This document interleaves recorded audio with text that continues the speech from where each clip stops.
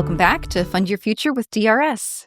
In today's episode, we're diving into one of the most celebrated guides to financial independence, a little book called The Simple Path to Wealth by J.L. Collins. And I love kind of the origin story of this book because he started off writing letters to his daughter where he wanted to pass on this financial advice to her and didn't feel like she was really soaking it in or interested in it. And he started these letters, which kind of turned into a blog of his, and then he published this book. But I love that his philosophy is really straightforward. It's really these 3 simple rules for managing your money. So 1, spend less than you earn. 2, invest the extra into an index fund. And 3, avoid debt. And I love this when I heard it because it was like, oh my gosh, that's exactly it. Like I spend my job on the communications team here at DRS talking to people about, on our website specifically, about how and why people should save more for retirement. But then when I heard those 3 rules, it was like, oh, that actually was really simple. That's a great way to put it. So Seth, you're the one who originally told me about this book. What was your impression of it? Jenny, I think I first read this book a decade ago, maybe. Yeah. And I remember one of my first impressions was, this book doesn't need to be this long. And this book is actually very short. But to your point, it is really 3 simple things. And a lot of it is just trying to make your life more simple. And I generally lean more on the minimalist side. So I think that's one of the reasons I was attracted to this book. But yeah, it came up in conversation between you and I a few weeks ago because J.L. Collins pops up in my YouTube feed occasionally when he does a new podcast or an interview. And it is a very straightforward, simple idea, especially around, avoiding debt, thinking about you can have compound interest work for you, or you can have it work against you. And that's just a really simple idea. And it doesn't mean that he's saying that all debt is bad, but it is something to think about and how you use it and how it can be used against you. So yeah, lots of really good nuggets in this book. The other thing I really like about this book is anytime I interact with a younger person, so I've had some friends, some colleagues whose kids have graduated from high school, or have a nephew who's recently going to college, and they've expressed interest in personal finance. And this is the book I grab, and I get them a copy and just say, read it and see if anything sticks for you. Yeah. Yeah, I really, really like it. I love that. Yeah. And it sounds like that's what a lot of other people have done as well. Yes. They've read it, absorbed the information, and said, oh my gosh, this is so great. I'm going to pass this along. I wish I knew this when I was 18. Yeah. One of the things in a recent interview I heard JL say, or somebody was kind of grilling him about how he hasn't turned this into like a giant enterprise. He hasn't released follow-up books or, a series of books or, turned it into a money-making thing. Like, for him, like, this is really it. There isn't that much more to it. And I think sometimes with personal finance, we get into a lot of weeds. And one of the things I always try to remind myself is trying to get back to simple principles. Like, how can I make my investing simpler? How can I make my taxes simpler? How can I make my spending simpler? Like, what are the things that I can remove some of that noise? Yeah, I feel like the big takeaway really is that like simple life, and that being wealthy necessarily isn't about having like the fancy cars and a boat and a huge big house, but it really, his main motivation is helping people achieve financial independence, where you get to that point where you don't have to feel like you have to work, that you have enough money, you can live off your investments and whatnot, that you have that financial freedom. And there's a whole group of people out there going for this. He talks about the financial independence community that have really taken on with this book and kind of run with this idea of, okay, there's this other option out there. Yeah. One of the things that I appreciate that he often says in interviews is that these ideas are simple, but they're not easy. And I think you and I were talking about before, some people end up being more fortunate. They're farther along on this path when they start thinking about it, or they have fewer hurdles or barriers when they get started. But his general principles really could apply to anyone in any situation. You mentioned cars, and it's one of my favorite examples that he oftentimes gives, especially when you're getting started, like, drive a car that's worse than you think you deserve, or something along those lines. And I remember being really struck as a younger person. After I graduated college, I was continuing to work at a university, and my wife was in graduate school at one point.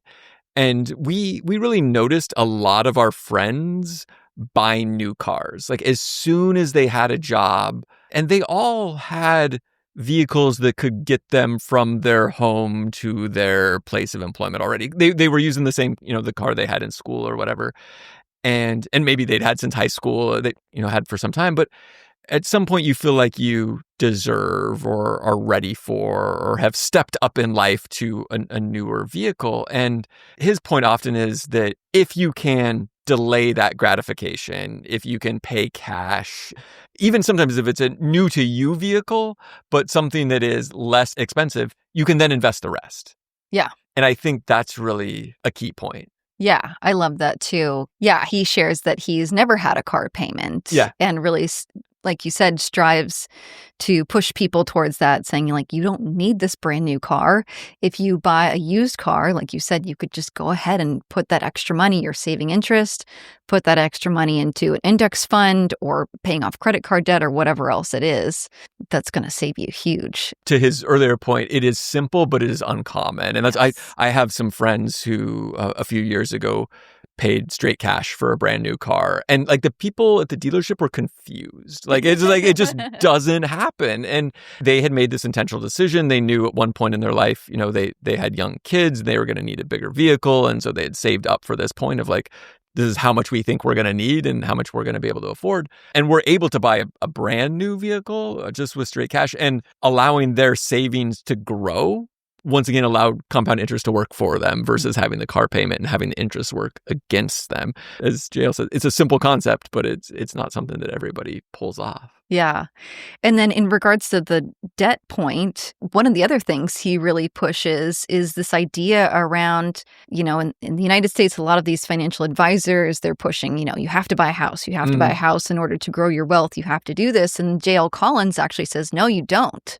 He actually says that it's not necessarily the best way to build wealth. He goes, if you want to buy a house because you want a yard or because you want to live in a certain neighborhood or because you just want a little bit more of that space, Go ahead and buy the house.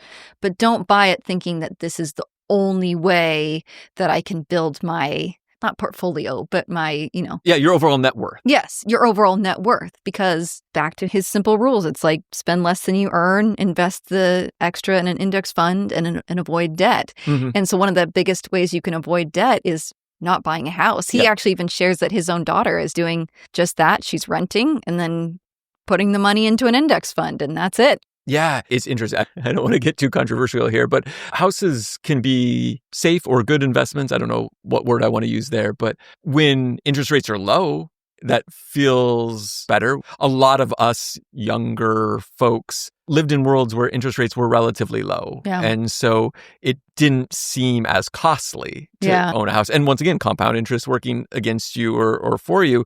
If compound interest is working against you, but it's only 1 or 2 or 3%, maybe it's not as painful or scary. But if it's 5 or 6 or 7%, then maybe those headwinds really pick up for you and maybe investing the excess. I think his point is especially true for people who are disciplined to save the extra. So if you're renting and you have additional income that you would have been spending on a mortgage payment and you're disciplined to invest that and grow it, then it might be a better option. If you're not investing it and spending it and doing other things, buying a more expensive car or whatever, then a lot of times a house is a forced savings account for people. And that is true. And that's why it helps people grow their wealth. Yeah. It's actually making you save. Yeah, exactly. Versus the extra. Yeah, you kind of mentioned a little bit there about the mindset. Mm-hmm. And one of the first examples he tells readers in the book is about, think about a crisp $100 bill and what that means to you. Yeah. You might be thinking that you could buy a nice dinner or like a tank of gas or something off your Amazon wish list, but then other people might look at that $100 and say, I'm going to invest this money. And then years later, after compounding interest and all that, then I'm going to spend it. Yeah. And so I think to a lot of his point is that you really have to change some of that mindset of looking at your money and going, what am I going to do this? How can I make this money work best for me? Yeah. Yeah. There's another personal finance writer who talks about your dollars being employees that are working for you. And that's one way I really like to think about. Like every $100 bill you have, if you're investing it, it is going to make you $3 or $4 or $5 or $6 every year. And so if you set that aside and you invest it in any different types of investments, the amount may vary year to year as well, but that is working for you. And having that shift in idea of your mind of that's what the money's for. It maybe isn't for spending, it's for safety or it's for additional freedom down the road can really help change how you see that money when it hits your bank account or when you get your paycheck. Yeah, for sure. And then, so like we mentioned, like this book originally came out in 2015. Then they did a re-release of the book in 2025 and added some more like calculators and resources and all kinds of things from insurance advice and advice for teens and retirees. And Seth, I was going to ask you, as someone who reads a lot about personal finance, what did you find most helpful? I mean, I think one of the reasons the author probably did that was because it's really common to say like, well, things are different now or things aren't the same as they were in your situation. I think part of what he was trying to get at with that is like, these are meant to be simple rules that can be applicable over a long period of time. And I think one of the things that J.L. Collins is best known for is really advocating low-cost index funds as an investment. Keep your investments simple. I know sometimes I have to really go back to that principle because I maybe get in my own head or think about like, am I diversified right? Or, inflation's really high and there's treasury inflation protection bonds or whatever. Right. I start to think about all of these different options, and that's okay if that's how I want to spend my time.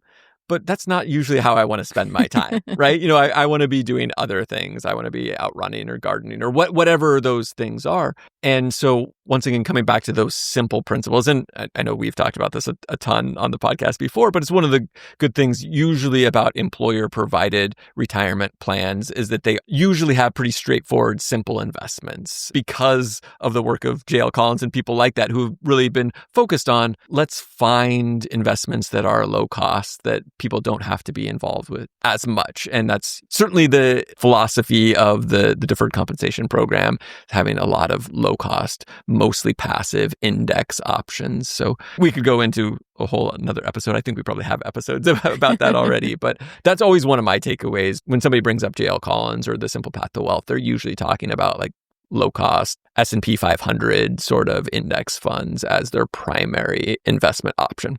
Yeah. What other takeaways did you have from reading the book, Jenny, since it was a newer read for you? I mean, kind of like what you were talking about, just kind of the simplicity of it all, looking at different ways to think about things like house payments and car payments. I think he even gives the example of what his dad would do when he would buy a used car in cash, and then he would start making payments towards himself, like, whatever it is, $200 a month, to then save up for the next 5 years, to then use that money to buy a car in another 5 years. So you're keeping the money within yourself, like you said, maybe even taking that compound interest and still being able to buy another car when it's time to do that, when your old car hits the, it goes out. But just different ways of thinking about how to set aside that money. I like the way that he oftentimes thinks about things differently, or maybe differently than the culture at large, or give you an opportunity to think about what other options you might have. Another personal finance personality who was talking about cars specifically, but it was a very similar idea where you shouldn't get a new car until you know your tow truck driver. Until your car has been towed at least twice. And like that would make a lot of people really uncomfortable. Yeah. And I think that's reasonable to be uncomfortable in that, people have the possibility of losing their job because they're going to be late to work, if they have kids that they're relying on, if you have to get to medical appointments. There are all sorts of reasons. But it is also worth thinking about how can you do things differently that have a pretty significant cost savings for you. And, one of my primary ways to save money is to drive as little as possible. Like I build my life around being able to walk to work, and in previous places where we live, being able to walk to grocery stores or other places. It has made me a cultural outlier when it comes to gas prices. Like Mm-hmm. I have no idea like when gas prices go up or down.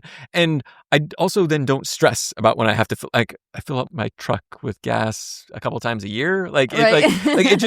if gas prices are $1 higher, it doesn't have that big of an impact. But that's because I made an intentional decision to do that. And also have had the opportunity, I mean, I have the good fortune of being healthy and being able to use my body Absolutely. to get to work and do other things. But thinking about how can you do things maybe a little bit outside the norm and save money. I think we've had some other guests that have talked about this with cooking more, or there's a term called house hacking where having different living sort of arrangements. I think Catherine was on and has talked about renting out a room in her house, or people living with a multi-generational household or family, something like that. Yeah. So there are different ways to think about saving. And this goes back to one of JL's key points about spending less than you earn, really thinking about how to grow that gap, because that gap is then what you can turn around and invest and have that additional freedom.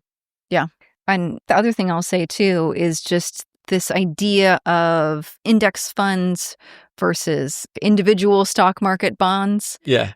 Kind of growing up, I heard my dad talk a lot about the stock market. And so I knew it was important, Mm-hmm. but I didn't really know the minutia of how, or like, the specifics, like index funds versus individual stocks. Yeah. And then so when I started looking into stuff online and following different financial folks on Instagram and whatnot, it was that first idea of like, oh, okay, here's this index fund. This is what J.L. Collins talks about in his book. It's like, it's sort of this grocery basket of all of these stocks, from a particular group of stocks that are working together to grow. And it's so if one of the stocks kind of tanks, then, another one comes in and takes its place, is basically the way that I understand it. Yeah. And so this really idea of like not having to worry about, oh, am I going to invest in this tech stock or this energy stock? Yep. And just saying, okay, I'm just going to buy index funds. They have this whole portfolio. It's relatively safe, all of these things that, again, simplifies your life. And if you want to go in and buy all these like individual stocks, and Yeah. whatever it is, company that you want to support or invest in, you can do that. But just that this idea of index funds as a good reoccurring way of growing your wealth with the stock market. Yeah. One of the things I've appreciated about hearing J.L. Collins talk about his book and about his life story is that he freely acknowledges that he was a stock picker initially, and that he didn't follow this path initially for whatever reason, his upbringing or his biases and preferences. Initially, he was focused on picking individual stocks, and it was something he enjoyed, but I think has now recognized, he would say, that that's not how he wants to spend his time. And so it's easier. I've watched a number of YouTube videos and interviews with him. He describes this really well, in that these index funds that cover large parts of the stock market or the entire stock market, he describes them as self-cleansing. So if an individual stock does really poorly, it falls out of the index and then is no longer. And then if a stock is coming up, it joins the index. And then if it's doing really gangbusters, it pulls the whole index up. And I would encourage listeners, if you're not interested in reading the book, JL has a number of really great YouTube interviews. He did one at Google that got a lot of attention because he basically just got up there and told a bunch of tech workers, like, just keep it really simple. Like you don't need to invest in your own company. You can just invest in the broad stock market. And kind of similar to the book, he just said it over and over and over again. Anything else, Seth? Final thoughts? It is really a foundational book if people are interested in taking a deeper dive in the ideas of financial independence, of financial freedom. I think one of the things at the Department of Retirement Systems, we've been trying to be more, think about retirement more broadly as a term. Sometimes people think, retirement is only when I'm 70 years old. And I the only thing I can do in retirement is golf or sit on a beach or whatever. And I think for a lot of people that can be uninspiring. And so it's one of the things I really appreciate about the work that J.L. Collins has done in this book of helping people kind of take control of their own financial situation. So I think it's a great Great book no matter if you're 18 or 88. I think that's perfect. Yet again, the book is The Simple Path to Wealth by J.L. Collins. And if folks have other book recommendations or questions, feel free to email us at drs.podcasts@drs.wa.gov. Well, thank you, Seth. All right. Thanks, Jenny. Thanks for listening, and now we'd love to hear from you. What topics would you like to hear about? What questions do you have for us? Send an email to drs.podcasts@drs.wa.gov. That's drspodcasts@drs.wa.gov. The Department of Retirement Systems provides this podcast as a public service, but it's neither a legal interpretation nor a statement of DRS policy. References to any specific product or entity do not constitute an endorsement or recommendation. The views expressed by guests are their own, and their appearance on the program does not imply an endorsement of them or any entity they represent. Views and opinions expressed by DRS employees are those of the employees and do not necessarily reflect the view of DRS or any of its officials.